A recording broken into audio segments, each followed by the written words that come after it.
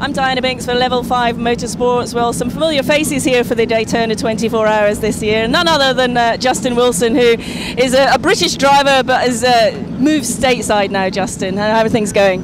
Things are pretty good. Obviously enjoying racing in the States for a start, but you know, this 24 hours is going to be a tough one. The pace is going to be strong, and you know, we're quite happy with the car. We stalled in qualifying, but we found out what was wrong, and we'll be good. So looking forward to getting started.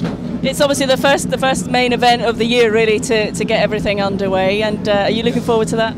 Yeah, it's always a great way to start the season off, and there's nothing else happening this time of year. We're not testing, we're not doing anything in IndyCar, so you know, why not come out here and race? And it's always a good atmosphere. There's a lot of people here that you want to race with, and a lot of friends you want to catch up with, and it's just the perfect way to do it. And obviously there's a nice watch at the end for somebody. Not for me, sadly, but no, never mind. How does this sort of race, I mean, obviously you've raced in Formula One and you're still in IndyCars now. How does it sort of compare?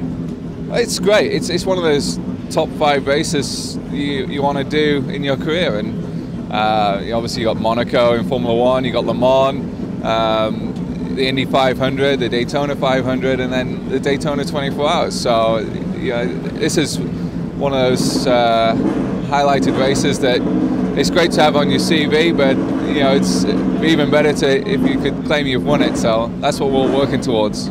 How do you feel being in the sort of closed cockpit as opposed to the open cockpit car? It takes a couple of laps to get used to again. Not being able to see all the way through the corner, it's different, but it's not too bad. You know, once you're focused, you know where your brake points are, you know where you're turning in. You kind of see through that stuff anyway. You don't notice it as much. So you soon adjust, and you know, at the end of the day, every race car I've driven understeers and oversteers and gets, you know, you push and loose. It's the same thing. You know, no matter what speed you're doing, it always does those things, and you're trying to work it out. So it's the competition element that really pushes you forwards. There's a strong driver lineup for this event, as always. Is that a really good challenge? Yeah. There's a lot of quick cars, a lot of quick teams.